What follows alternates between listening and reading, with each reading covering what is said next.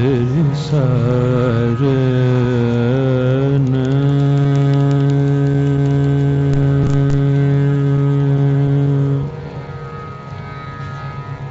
ओ मेरे दीन दयाला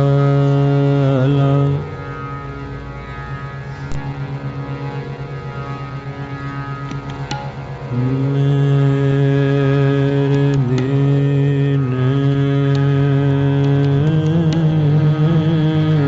दयाला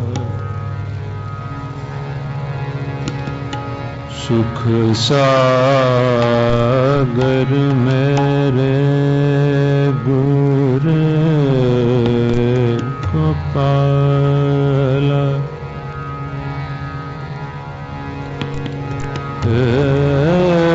मेरे गुर मेरे गुर गोपाला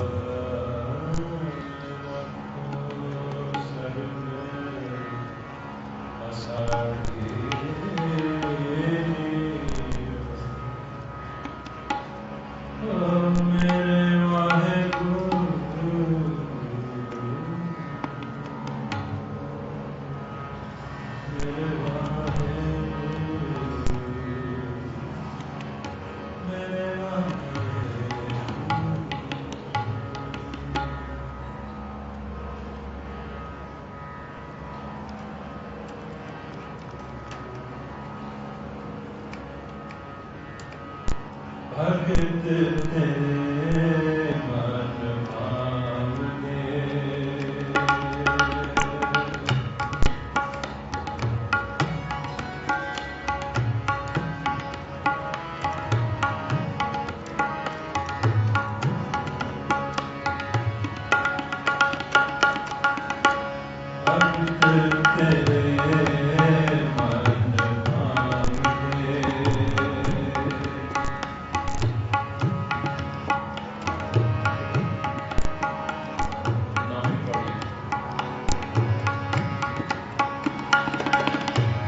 भगत तेरे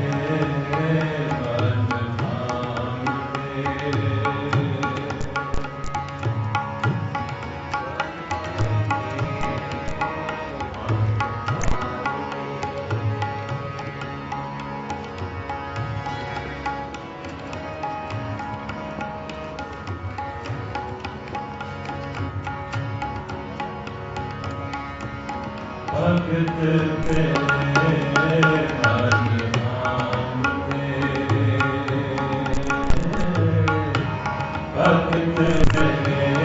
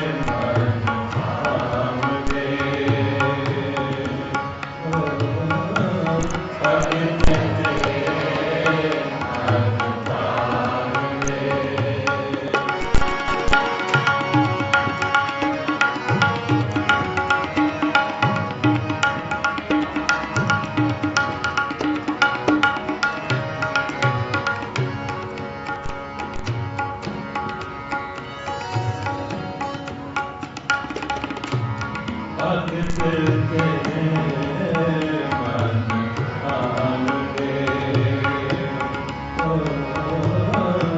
भगत तेरे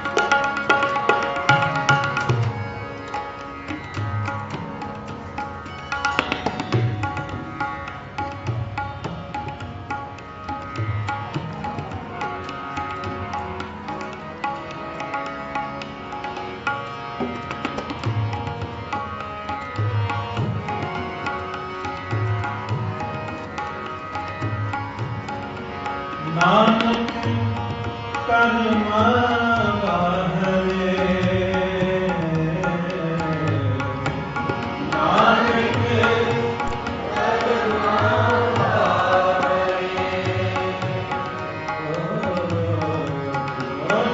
नानक कर्म बाहरे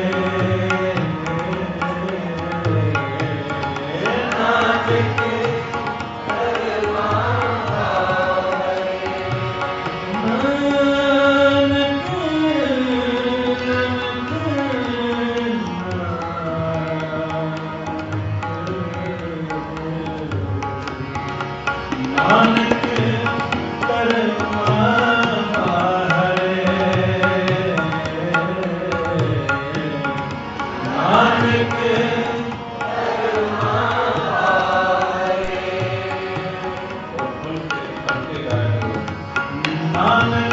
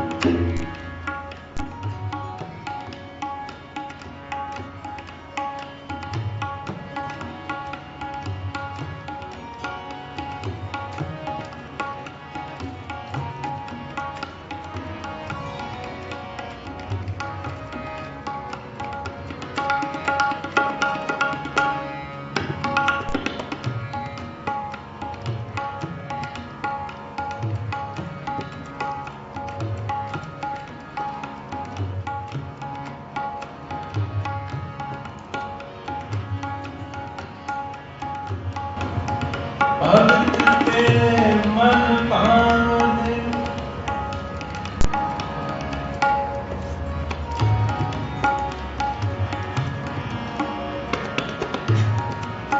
ओ तेरे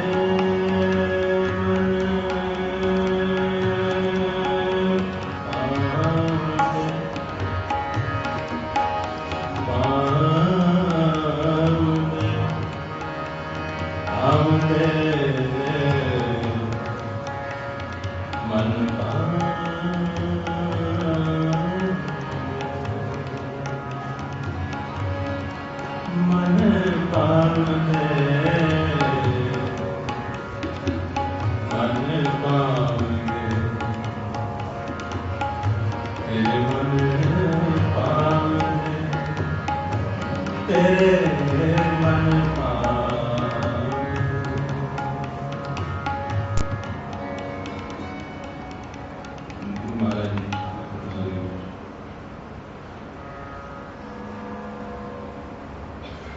गुरु बाबा जी का उपदेश पवित्र गुरबाणी के कीर्तन राही गुरु महाराज जी की बाणी की विचार के राही रोजाना असी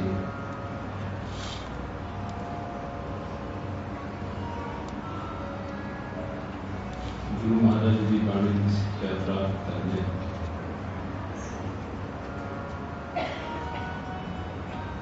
कल जो विचार आप भी नाल हो रहे थे उसके अखीर च पंक्ति आई सी गुरु कृपा दे जाने जिथे तू आ बुझाया सहजे ही सच सना।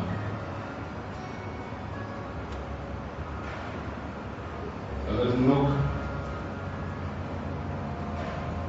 ये जीव जिसनों मनुखी जामे दे विच आके सत्संग प्राप्त हो गई, उत्तम विचारों सुनने का इसनों मौका प्राप्त हो गया। रब दे नाल अभेद हिकमत हुईयां आत्मावां की विचार सुनदा इसनों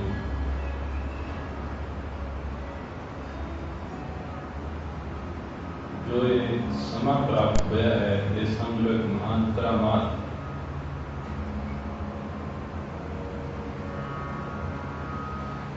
क्योंकि हरेक को ये अवसर प्राप्त नहीं।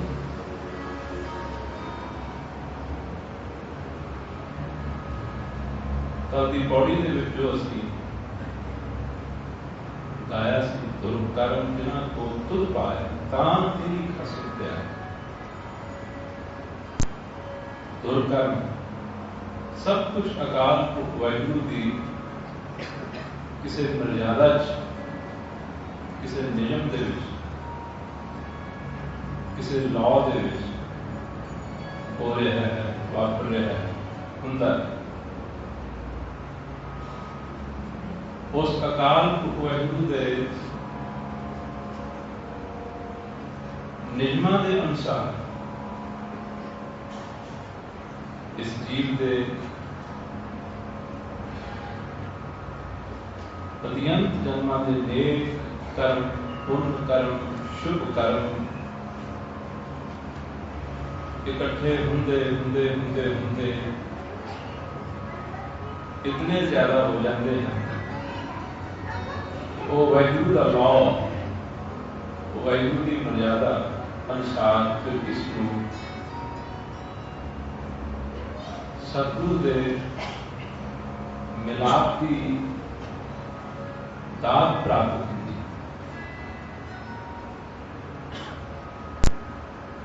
अकाल पुरख वाहिगुरू एवं रैंडमली नहीं किसी उत्ते कृपा करी जाता है तो कई इग्नोर करी जाता।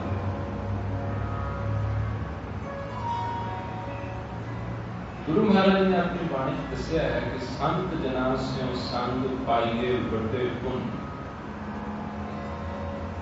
संत जना की संगत, उन्होंने वचन सुनने का मौका,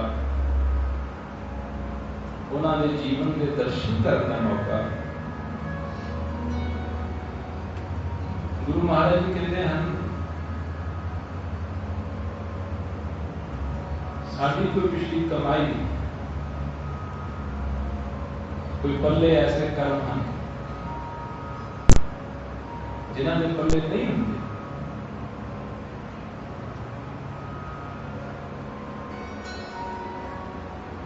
उन्होंने प्राप्त नहीं।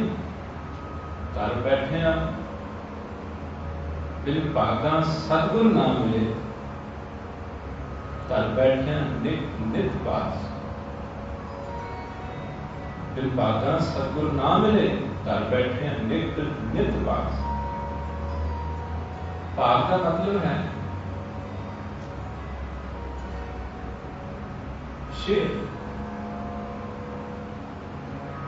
असली भाग को मतलब सिर्फ किस्मत समझ। भाग का मतलब है पल्ले।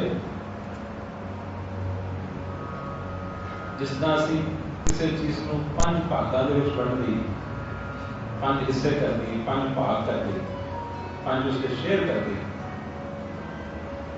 गुरु जी आखिर साडा हर किया होया कर्म जो भी असी करते वो साडी आइदर वो अच्छी इन्वेस्टमेंट है या बुरी इन्वेस्टमेंट। इस तरह इस एनर्जी के नाल इसको समझने की कोशिश करें। जिवें अगर असी कदे किते स्टॉक्स बाई करी, शेयर खरीद, अगर नासमझी दे नाल किसी गलत जगह पे इन्वेस्ट कर दिता तो गलत इन्वेस्टमेंट हो गई। गलत इन्वेस्टमेंट का नतीजा भी निकलना है कि जो पल्ले है वो भी चले जाए।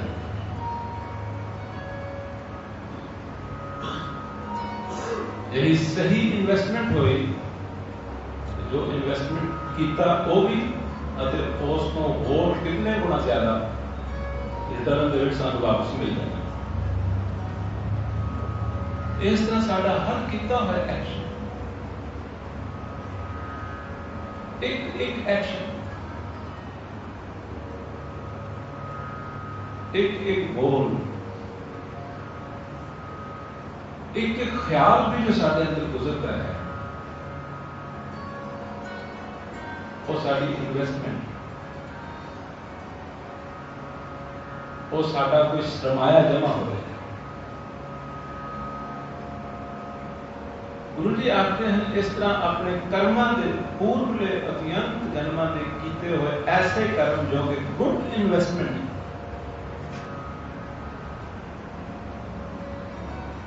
कहते वो इकट्ठी हुंदी हुंदी हुंदी हुंदी हुंदी इतनी ज्यादा हो जाती है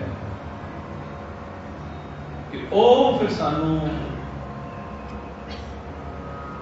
इस दात नूं प्राप्त करने के हकदार बना,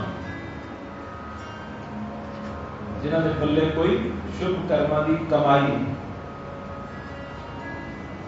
एक अद्धे जन्म के विच नहीं हो जाती। क्योंकि सतगुरां ने श्री आसा जी वार की पौड़ी नंबर 4 के विच आख्या है, आओ प्यार के नाल उसको सुनिए। उस दे विच फिर ये पता लगेगा इस गल का कि सतगुरु की जी प्राप्ति है वो भागां दे नाल इतने जितने भी असीं इत्थे बैठे हैं कीर्तन सुन रहे हैं,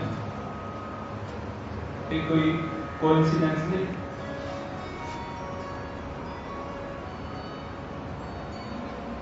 ये कोई इत्तेफाक नहीं हो गया कि असीं इत्थे बैठ के कीर्तन सुन रहे हैं। कोई ना कोई साडे कीते हुए कर्म जिहड़े हैं वो सानू इत्थे ले आए। और ये समा भी ये टाइम भी जिहड़ा हुण इत्थे गुजर रहा है ये भी बड़ी भारी इन्वेस्टमेंट। जितने जने किसी इत्थे बैठे हैं, जिथों तक हरेक सत्संगी की सोल की इवोल्यूशन का लैवल है वो हरेक का अलग अलग है। कोई बहुत अगे, कोई बहुत पीछे है, कोई किते है, कोई किते। सिर्फ ब्रह्म ज्ञानियों का ही लैवल अखीर जाके एक हो जाता है। उस तो पहला कभी भी दो इंडिविजुअल लभने मुश्किल हैं जिन्हों का सोल का जो लेवल ऑफ इवोल्यूशन जो है वो एक हो। इम्पॉसिबल। अभी सारिया रूहां सारिया आत्मावां उस अकाल पुरख वाहिगुरू के मिलन के वास्ते उधर को वध रही है, लेकिन कोई किस पड़ाव से है, कोई किस पड़ाव से है, कोई किस पड़ाव से। अत्यंत जन्मां के घेर अनेकों दफा असी कितनी फॉर्म्स के विच आए, ह्यूमन फॉर्म्स के विच कितनी दफा अज असी किसी का पुत्र हाँ कि कोई नवी गल नहीं। पता नहीं कितने जन्म किन्नियां कदे के पुत्र बन चुके। गुरु संत महाराज जी एक बड़ी प्यारी साखी सुनाते। साखी के विच उन्होंने सुनाया एक आदमी संत सेवी सी, जिसे संतां नूं महापुरुखां नूं मनदा सी। उसके पुत्र की डेथ हो, पुत्र की डेथ होने तो बाद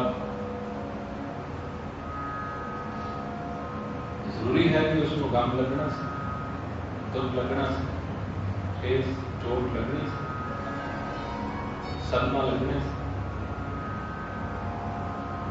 वो बहुत सदमे के विच आया, महापुरुखां के पास गया।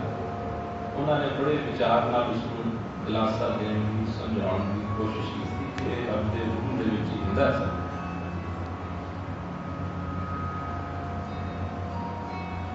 तू हम इस काम को अपने को ला। लेकिन उसने आख्या महाराज मेरी एक बेनती है, वो पूरी कर। मैं इको ही गल चाहूँ कहते एक दफा उसके नाल मेरी गल करवा। महापुरुषों ने बहुत समझाया भी इतना नहीं कि कुदरत के असूल तो उल्ट हम तेरी उसके नाल गल किवें हो सकती। पर वो जिद करने लग पे। महाराज कृपा करो, आप जिला में सेवक, आप सुब्रत। एक दफा मेरी उसने नाल गल करवा। महापुरुषों ने तेरा समझाया अगे इन्ने वरे ਉਹਦੇ ਨਾਲ ਗੱਲਾਂ करके तेरा आ हाल है। ਹੁਣ एक दो ਗੱਲਾਂ करके फिर की हो जाए। और जब ना ही होगी महापुरुषों ने आख्या ठीक है तेरी ये इच्छा पूरी कर दी। उन्होंने अपनी शक्ति के नाल ये साधु महात्मा समर्थ जो अध्ययन कर सकते उसकी चेतन कला को वापस बुला उसके शरीर के वो जिंदा हो गए। कहते लै हम गल कर जिसने गल करने वास्ते जाके उसको धा के अगाह होके बेटा आके बुलाने लगा, मिलने लगा, तो उसने उसके बाद हक कर कितने जन्म तू मेरा बेटा बने, कितने जन्म मैं तेरा बेटा बने, कितने जन्म तू मेरा बेटा बने, किस भुलेखे कौन बेटा ते कौन बेटा। तो कहने का मतलब हुण असीं जितने भी इत्थे बैठे हैं, सतगुरु का जिहड़ा मिलन है ये पता नहीं कितने जन्मां की भटकण तो बाद कितने दफा असीं पति बने, पत्नियां बने, बेटे बने, बेटियां बने, माता बने, पिता बने। इस तरह ये रूह जिहड़ी है अनेकां जामे धारदी धारदी धारदी धारदी, पर उस दे दौरान जिहड़ी इहदी शुभ कर्मां की, चंगे कर्मां की इन्वेस्टमेंट है इस दे पल्ले होई हुई, कहंदे वो जदों इतनी ज्यादा हो जाती है which entitles the soul for the exposure of Satguru, उदों जाके कहते इसको सतगुरु का मिलाप होता। हरेक वैसे नहीं हुए। सतगुरु जी ने चौथी पौड़ी के प्रमाण किया है प्यार के नाल उसको सुनो। नजर करे जे आपनी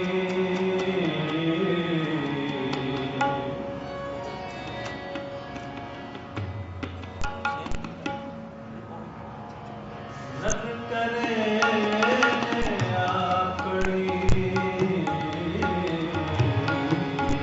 नजर करे जे आपनी नजर करे जे आपनी तन करी सतगुर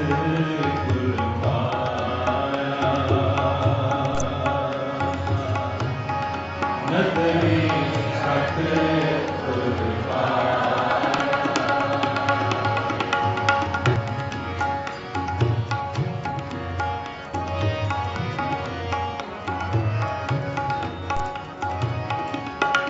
नदर करे जे अपनी नदर करे जे अपनी तन करी सतगुर पाया तन करी सतगुर पाया जियो बाके जन्म परमिया जियो बाके जन्म परमिया जियो बाके जन्म परमिया जियो बाके जन्म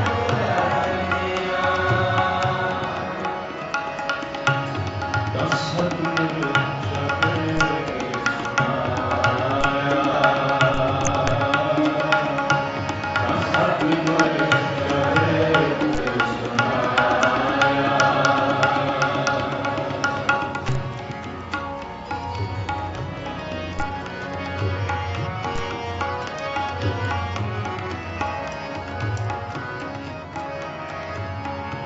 सतगुरु केवट दाता को नहीं सतगुरु केवट दाता को नहीं सतगुरु केवट दाता को नहीं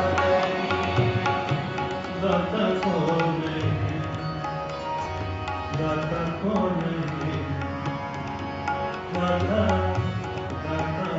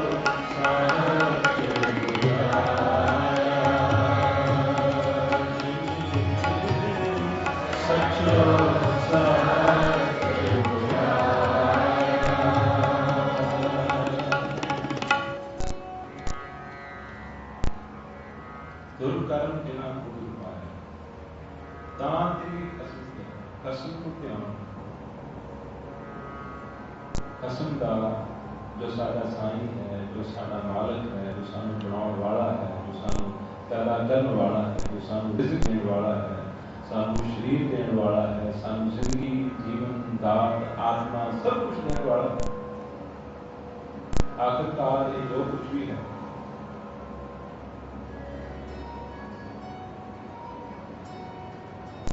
इस क्रिएशन का भी क्रिएटर भी तो है, अपने आप ही नहीं।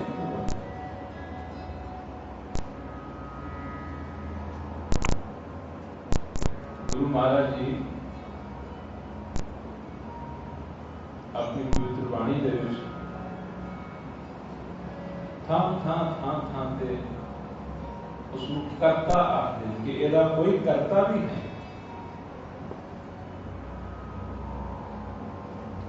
इसनू को बनाने वाला कहते ओ जो बनाने वाला है,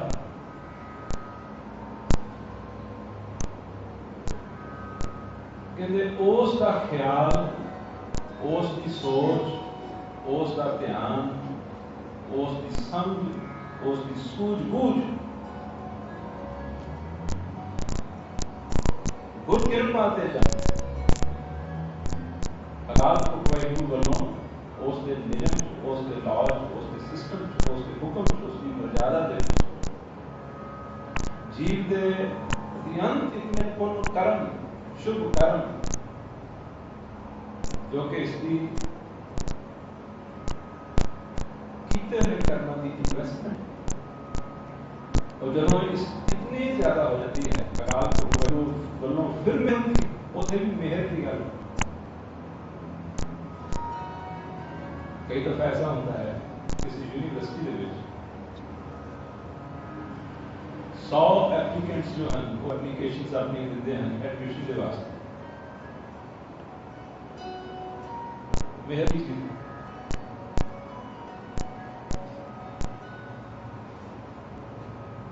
100 ने एप्लीकेशन होती है, 100 दे ही सारे दे ही मार्क्स जो हैं वो बहुत अच्छे, किसी नालों घट नहीं, और उन्होंने 100 के 50 सिलेक्ट करने।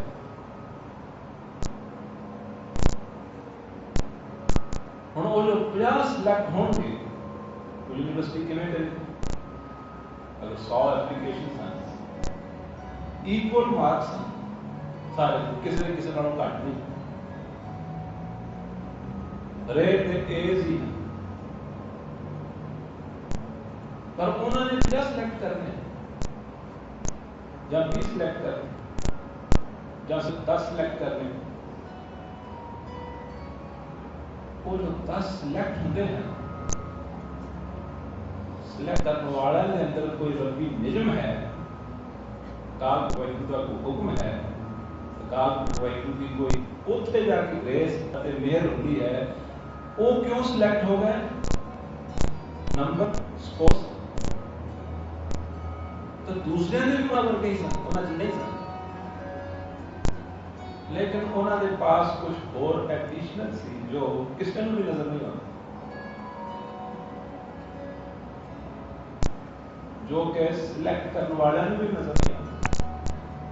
वो उन्होंने पास कुछ वाधू सी, उन्होंने पास सिर्फ वो मार्क्स ही नहीं सन, लेकिन उन्होंने पास कुछ होर एक्स्ट्रा भी सी। वो सी पिछले किए हुए कुछ टर्मां दे एक्स्ट्रा क्रेडिट्स कह सकते, जिस करके सिर्फ वो थोड़े जे सिलेक्ट हो गए।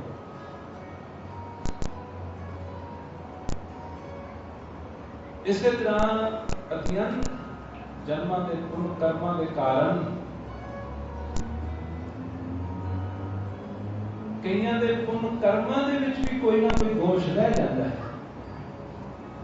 पुण्य कर्म सेवा, दान, पाठ, पूजा, भक्ति सब करते हैं, लेकिन उस दे विच भी कईयां दे कोई ना कोई उन्होंने कर्मां दे विच कोई ऐसा फ्लॉ जो रिफ्लेक्ट करता है, जिसके नाल उन्होंने कृपा नहीं। फॉर एग्जाम्पल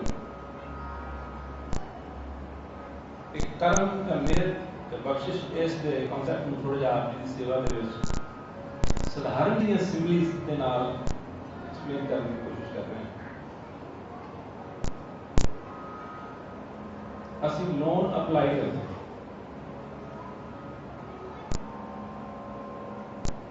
लोन अप्लाई किया,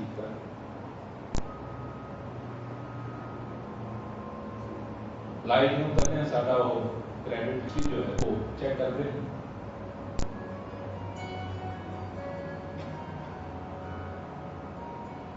प्रीलिमिनरी चेकअप के विच सारा कुछ ठीक ठाक नजर आ रहा, लोन अप्रूव होने वाला है। अखीर की फेज के विच आके कोई ना कोई हो सकता 10 साल पहले 15 साल पहले किया हुआ है कोई ऐसा कर्म, ऐसा एक्ट जिहड़ा उन्होंने नोटिस आ जाए, जिस दे नाल वो बनती गल जिहड़ी है वो खराब हो। क्यों वो काम किया? वो कर्म इसका मतलब वो एक लिविंग एंटिटी की तरह साडी हिस्ट्री दे विच बैठा है, लिविंग एंटिटी की तरह, लिविंग फोर्स की तरह वो एक जिंदा चीज जिहड़ी बैठी है, जिसने जितनी देर तक उसको डिलीट ना किया जाए या क्लियर ना किया जाए, उसने साडे विघन पाई जाना। विघन इसको आखदे, रुकावट इसको आखदे।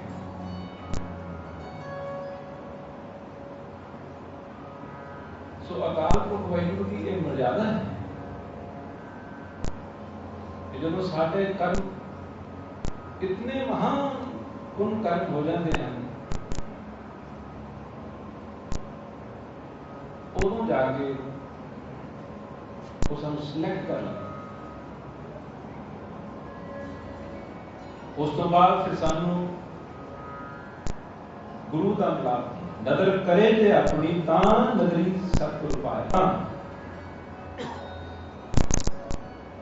किन्ने समय बाद ये जियो बहुत जन्म पर बहुत जन्म ये रूह ये सोल ये जिहड़ी है ये फटती रही, बनती रही, बाल होती रही, खपती रही, तां सतगुर शब्द सुनाए।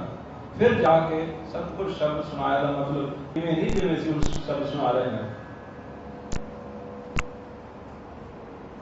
सतगुरु ने शब्द गा के सुनाता, भाव इधर झूठ है कि सतगुरु ने वो जो साडा करता है, सानू बनाने वाला है, अते साडे अंदर ही मौजूद है। कहते ओदी पूरी तरह सानू सोची जिहड़ी है वो साडे अंदर प्रकाश करता है। तां सतगुर शब्द सुनाया। इस करके सतगुर जे दाता को सतगुरु जितना बड़ा दाता हो कोई नहीं। सब सुनियो लोक सुहाए। लोगों सारे गौर नाल ध्यान नाल सुनो। सतगुरु तो बड़ा दाता और कोई नहीं है, क्योंकि सतगुरु सानू वो चीज जिंदन दिंदा है जिहड़ी जन्मां जन्मांतरां को साथों खुशी पई। असीं उसनूं भुल्ले बैठे हैं। सतगुरु मिले सच पाया। सतगुरु मिल के गुरु जी आखते हैं सच असलीयत, इस संसार की असलीयत की है, या इस तरह की ये सारे संसार दे विच असल वस्तु केड़ी है, असल की है।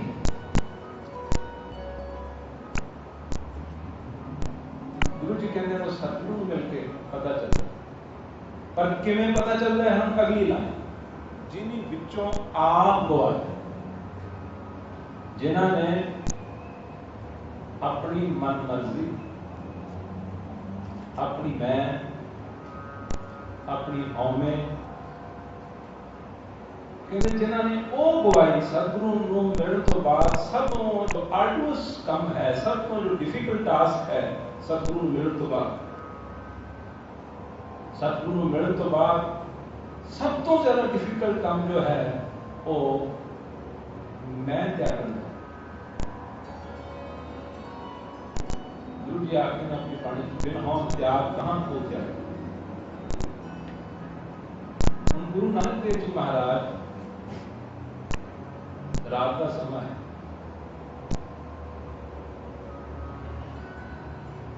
बाबा बुढ़ा जी को आखते हैं कि आके देखो तो रात कितनी लंबी।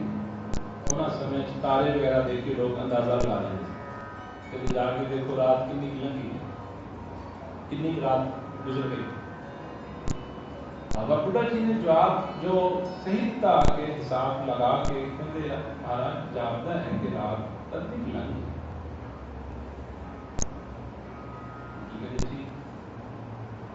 उस तो बाद बाबा लेना जी बैठे सन, महाराज जी ने उन्होंने आके देखो कहा तुम भी जाओ देखो तो रात की नींद लगी। उन्होंने जो जवाब दिता बिल्कुल ही जवाब, उन्होंने आके जवाब दिता महाराज ये रात बनाई ही आपकी थी, आप जानते हो कि बड़े हंस जिन दिन करके की रात, जिसने एक दिन बनाया, जिसने एक रात बनाई, उसको नहीं पता कि कितनी रात है। रात बनाने वाले को ये नहीं पता कि रात कितनी है। ये है सतगुरु मिलने तो बाद इस हद तक जाके अपनी मैं खत्म कर, ये है मैं का खत्म कर। जो आई है, मी है, मैं हाँ, थोड़ी खत्म। आपको पता है यही टेस्ट सी, ये परीक्षा सी। सतगुरु ਅਤੇ शिष्य का जो मिलाप होता है थां दे ਪ੍ਰੀਖਿਆ, ਟੈਸਟ, ਇਮਤਿਹਾਨ ਇੱਕੋ ਹੀ ਗੱਲ ਦਾ ਹੁੰਦਾ ਹੈ ਕਿ ਇਹ ਮੈਂ ਛੱਡਦਾ ਹੈ ਜਾਂ नहीं ਛੱਡਦਾ। मन ਵਿੱਚ सतगुरु के पास इस सेवक के कार्य एक ही काम रह जाता है कि इसने अपनी मैं छड्डी, अपनी मैं छड्डण लई अपनी मन की मर्जी छड्डनी पई, अपनी मैं छड्डण लई अपनी अकल भी छड्डनी पई, अपनी अकल छड्डनी पई, अपनी सानम छड्डनी पई, पाप जीरो बनना पड़ेगा, जीरो बनना पड़ेगा। मैं कुछ भी नहीं, गुरु के सामने यही प्रैक्टिस है सर। कई दफा साडे जो साडियां जो रिलीजियस धार्मिक एक्टिविटीज हुंदियां हैं ना, उन्हां दे नाल असीं मैं वधा लेने। बाणी च तां असीं इह आखदे हां मेरा मुझ में कछ नहीं जो किछ है सो तेरा।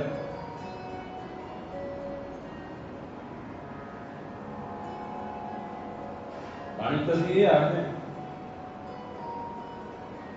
मेरा मुझ में कछ नहीं जो कुछ है सो तेरा, तेरा तुझको सौंपते क्या लगे, सब कुछ तेरा ही है, तेरा ही है, तेनू सौंपते मैनू कछ नहीं। और साडे लिखण दे विच ऐसा आया है, कई गुरुद्वारे में कीर्तन सुनते हैं, करते जाके 2-2 2.5 डॉलर की अरदास लोग करवाते हैं। जे किसी भूल भुलेखे उन्होंने नाम ना लिया होया वो बात करते हैं मेरा नाम क्यों नहीं, मेरा नाम क्यों नहीं।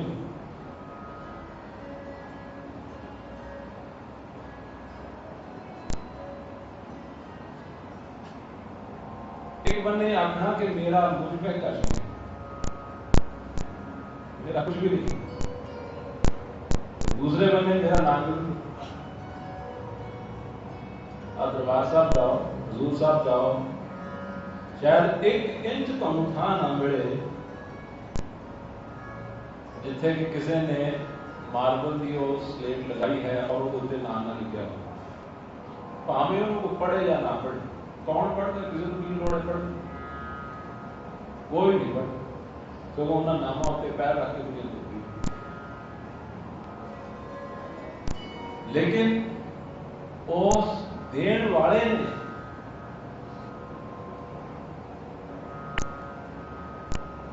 दे के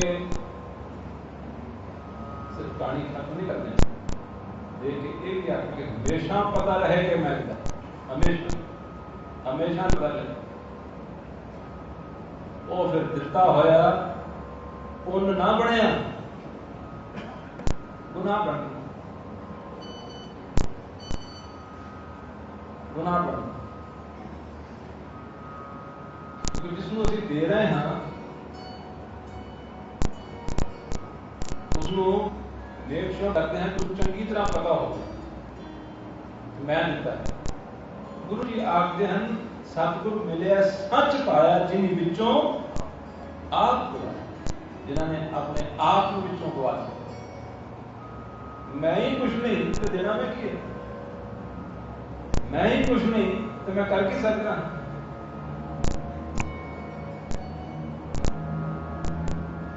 संत महाराज जी ने इंग्लैंड के 74 की गल है, मुझे एक दिन आखने लगे कि भजन करता हूं ना,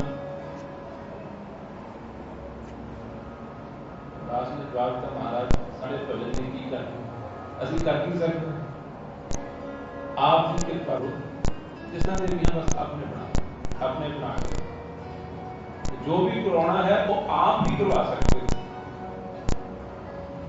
कहना मतलब ये नहीं कि मैं कुछ करना ही नहीं चाहता, ਇਹਦਾ मतलब ये भी नहीं कि मैं आप जी हुक्म जो आप कह रहे हो वो भी मैं करने तैयार नहीं, तो मैं कर ही कुछ नहीं सकता। बात निकल जाए भाव यह है कि हुक्म भी मनना है, लेकिन हुक्म मनदिया मन दे विच ये रखना है कि ये जो हो रहा है ये वही करवा रहे हैं, नहीं तो मैं कुछ नहीं कर सकता। गुरु कर्म जिना को तुम पाया तांत्रिक खसम ते आया, इन्हां जनता के बस किछ नहीं तुझ वेखी जग तू पाया। गुरु जी कहते हैं इन्हां जनता के बस दे विच कुछ नहीं है, एक ना नूं तू मेल है, एक आपको खुआ है। तेरे लॉ के अनुसार कई हैं जो इंटाइटल्ड हो जाते हैं, कई जिहड़े वो नहीं होंगे, कई डिजर्व कर जाते हैं, कई नहीं करते अपने उन कर्मा के कारण, शुभ कर्मा के कारण। लेकिन कृपा के वास्ते इतिहास कल आपको साखी भी बाबा फरीद जी ने सुनाई कि कृपा प्राप्त करने लई जिन्हां ने कित्थों तक जो भी कीमत अदा करनी थी वो अपने को की थी। लेकिन अज जो दो पौड़ियां गाइयां हैं इन्हां दे विच कृपा किवें प्राप्त करनी है उसका और भी जिक्र है। पहली असीं 9वीं पौड़ी गाई है, भगत तेरे मन भावदे, तेरे मन नूं भाउंदे, तेरे मन नूं पसंद, जिन्हां नूं तूं एक्सेप्ट करना। जिस तरह दास ने सिंपली एग्जाम्पल दी सी कि अगर 100 एप्लीकेंट्स ने एप्लीकेशन दी है कि इन्होंने एक्सेप्ट किया जाता है। गुरु जी आते हैं कि अकाल पुरख वाहिगुरू कोशिश तो सारे ही करते हैं, पर तेरे मन को कौन चंगे लगते हैं, तेरे मन को कौन भाउंदे हैं। भगत तेरे मन भाउंदे दर सोहन कीर्त नाम, तेरे मन को कौन चंगे लगते हैं। वो महान लोग, वो महान पुरख जिहड़े तेरे दर ते सोहने लगते हैं। तेरे दर पे कबूल हो चुके हैं, तेरी एडमायरेशन के विच रहिंदे हैं। नानक कर्मा बारे तर ढो ना लैगी तन, कहते जिन्हों के कर्मां दे विच पाप, जिन्हों के पल्ले कोई कर्म है ही नहीं, कोई कमाई है ही नहीं, उन्होंने कुछ नहीं मिलता। एक मूल ना कुछ अपना अणहोंदा आप बनाएंगे। कहते बहुत सारी ऐसी दुनिया है जिन्हों के पल्ले कुछ नहीं, गली हो सुहागन पैने कंदना करन लैंदे, गली बातें ही सिख हैं, गली बातें ही सुहागना है। असं थां देखते हैं लोग लिखे हुए हैं, I am proud to be Sikh. Sikh हो के तो प्राउड होना चाहिए है, पर जो सिक्खी नेड़े की भी हद लंघी वो कि गल तो प्राउड, जिस सिक्खी नेड़े भी नहीं लंघी वो कि गल तो प्राउड। जिसनों सिक्खी प्राप्त हो गई, सिक्खी है कि अगर सानू को पूछे कि सिक्खी की है कि असं जवाब देंगे, गुरबाणी को जवाब देना चाहिए। सानू को पूछे कि सिक्खी है, व्हाट इज सिक्खी, सिक्खी की है। गुरु जी आखते हैं सिक्खी आ है, सिक्खी सिखिया गुर भी आ। जिस इंसान के पास गुरु की विचार अते गुरु की सिक्ख्या है, कहते वही सिख। जिहदे कोल जिहनूं पता ही नहीं गुरु की विचार की है, गुरु की सिक्ख्या की है, वो सिख किवें हो गया, वो किहड़ी गल तो प्राउड होंदा। सतगुरु जी ने आखिर कईयां दे कोल कुछ भी नहीं, एक बोलना बुलना अपना अणहोंदा आप बनाए ना, किसी गिनती च हन फिर भी अपने आप को बन के दिखा जतलाते हैं असीं भी हाँ कुछ। गुरु जी कहते नहीं, किरपा इदा नहीं होती। किरपा का कहते अखीरली पंक्ति दे विच हुण दस्सण लगे हैं किरपा किवें होंदी। औन ढाडी कर नीच जात और उत्तम जात सदाएं।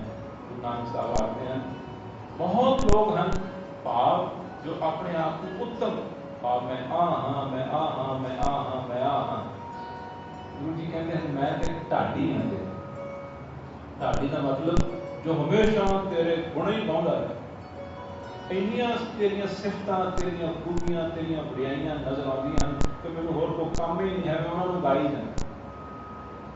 उत्थे गाउण का मतलब साध संगत जी जपजी साहब के कीर्तन जदों होए उदों अर्ज कीती सी, गाउण का मतलब ये नहीं कि सिर्फ वाजा तबला लैके ही गाया जा सकता है। इन्ना तो फिर थोड़े जिहे लोग ही हैं जिहड़े वाहिगुरू के गुण गा सकते हैं। बहुत लोगों ना तबला गाना होता है, ना वाजा गाना होता है, और अपने गुण किवें गाउण, और अपने गुण किवें गाउण, प्रेजेस किवें गाउण। गाउण का मतलब सिर्फ ये नहीं कि जिन्हां नूं म्यूजिक आंदा है वाजे तबले के नाल, इंस्ट्रूमेंट के नाल, कहण का मतलब है परमात्मा गुरु नानक जी आखते हैं कि मैनू तो तेरे इस सारी सृष्टि तेरियां इन्नियां खूबियां, तेरे इन्ने कमाल, तेरियां इन्नियां बुराइयां नजर आउंदियां कि उन्हां देख देख के मैं दंग हो रहा, वाह वाह वाह अंदरों कर रहा, आश्चर्य हो रहा। यह है गुण गाउण। अते तेरी महान हस्ती को देख के मैं सोचता कि मैं तेरे सामने की।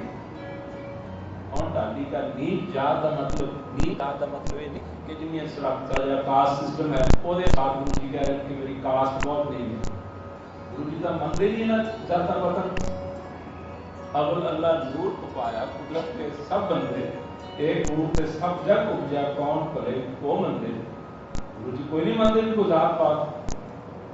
हाँ ये कहते हैं मेरी जात पाप भी हस्ते सन, हम ढाडी का नीच जात कहते मेरी हस्ती, जात मतलब हस्ती, कहते मैं तो तेरा गुण गाउण वाला, तेरा एक एडमायरर हाँ, तेरा एक एडमायरर हाँ। अते मेरी अपनी कोई भी एग्जिस्टेंस नहीं, तेरी एग्जिस्टेंस ही मेरी existence. You are not there, then I will not exist. If I exist, it is only because of you.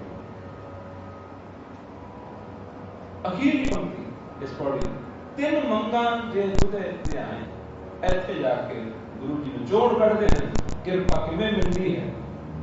ਕੱਲ ਵਿਚਾਰ ਚੱਲੀ ਸੀ ਕਿਰਪਾ ਕਿਵੇਂ ਮਿਲਦੀ ਹੈ। ਕਿਰਪਾ ਇਸ ਤਰ੍ਹਾਂ ਮਿਲਦੀ ਹੈ ਤਿੰਨ ਮੰਗਾਂ ਜੇ ਤੁਝੇ ਤੇ ਆਏ ਤੇ ਜਿਹੜੀਆਂ ਉਹ ਭਾਗਾਂ ਵਾਲੀਆਂ ਰੂਹਾਂ ਉਹ ਭਾਗਾਂ ਵਾਲੀਆਂ ਆਤਮਾਵਾਂ ਉਹ ਵਾਹਿਗੁਰੂ ਦੇ ਚਰਨਾਂ ਦੇ ਵਿੱਚ ਸਮਾਈਆਂ ਹੋਈਆਂ ਪ੍ਰਵਾਨ ਨਿਰਮਲ ਰੂਹਾਂ ਬਖਸ਼ੀਆਂ ਹੋਈਆਂ ਰੂਹਾਂ ਤਿੰਨ ਮੰਗਾਂ ਕਹਿੰਦੇ ਮੈਂ ਉਹਨਾਂ ਦੇ ਚਰਨਾਂ 'ਚ ਉਹਨਾਂ ਦੇ ਪਾਸ ਜਾ ਕੇ ਖੈਰ ਮੰਗਦਾ ਹਾਂ ਭਿੱਖਿਆ ਮੰਗਦਾ ਹਾਂ ਕਿ ਮੈਨੂੰ ਵੀ ਇਹ ਪ੍ਰੇਮ ਦੀ ਦਾਤ ਬਖਸ਼ ਇਹ ਨਾਮ ਦੀ ਦਾਤ ਬਖਸ਼ ਇਹ ਸੂਝ ਦੀ ਦਾਤ ਮੈਨੂੰ ਵੀ ਬਖਸ਼ ਤੇ ਜੋ ਜਾ ਕੇ ਮੰਗੇਗਾ ਉਹ ਆਕੜ ਨਾਲ ਤਾਂ ਨਹੀਂ ਮੰਗੇਗਾ ਲਿਆਓ ਮੈਨੂੰ ਵੀ ਦੇ ਮੇਰਾ ਯਾਦ ਕਰਦਾ ਹੈ ਉਹਨਾਂ ਨੂੰ ਤਾਂ ਮੈਨੂੰ ਵੀ not a right, it's a privilege. ਗੁਰੂ ਆਖਦੇ ਤਿੰਨ ਮੰਗਾਂ ਜੇ ਤੁਝੇ ਤੇ ਆਏ ਜਿਹੜੇ ਤੈਨੂੰ ਧਿਆਉਂਦੇ ਹਨ ਉਹ ਰੂਹਾਂ ਜਿਨ੍ਹਾਂ ਦੇ ਧਿਆਨ 'ਚ ਤੂੰ ਆ ਚੁੱਕਿਆ ਹੈ ਅਤੇ ਹਰ ਵੇਲੇ ਉਹਨਾਂ ਦੇ ਤੂੰ ਧਿਆਨ 'ਚ ਰਹਿੰਦਾ ਹੈ। ਗੁਰੂ ਜੀ ਕਹਿੰਦੇ ਮੈਂ ਉਹਨਾਂ ਦੇ ਦਰ ਤੇ ਜਾ ਕੇ ਉਹਨਾਂ ਤੋਂ ਖੈਰ ਮੰਗਦਾ ਉਹਨਾਂ ਤੋਂ ਭਿੱਖਿਆ ਮੰਗਦਾ ਇਸ ਤਰ੍ਹਾਂ ਭਗਤੀ ਹੁੰਦੀ ਤਿੰਨ ਮੰਗਾਂ ਜੇ ਤੁਝੇ ਤੇ ਆਏ। ਸੋ ਅੱਜ ਦੇ ਕੀ ਨਿਚੋੜ ਨਿਕਲਿਆ ਵੱਡੇ ਕਰਮਾਂ ਦੇ ਨਾਲ ਪਿਛਲੇ ਅਤਿਅੰਤ ਕੀਤੇ ਹੋਏ ਪੁੰਨ ਕਰਮਾਂ ਦੇ ਨਾਲ ਗੁਰੂ ਬਾਬਾ ਜੀ ਨੇ ਸਾਨੂੰ ਸਤਸੰਗ ਦੀ ਦਾਤ ਬਖਸ਼ੀ। ਆ ਸਤਸੰਗ ਹੈ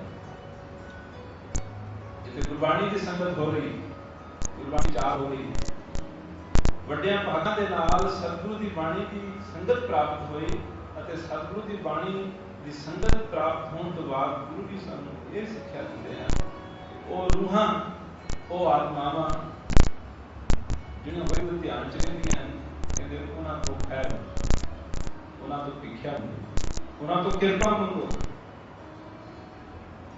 ਕਿਰਪਾ ਕਿਵੇਂ ਹੋਏਗੀ ਕਿਰਪਾ ਬਚਨ ਮੰਨਣ 'ਚ ਜੇ ਕੋ ਬਚਨ ਕਮਾਵੇ ਸੰਤਨ ਕਾ ਸੋ ਗੁਰ ਪ੍ਰਸਾਦ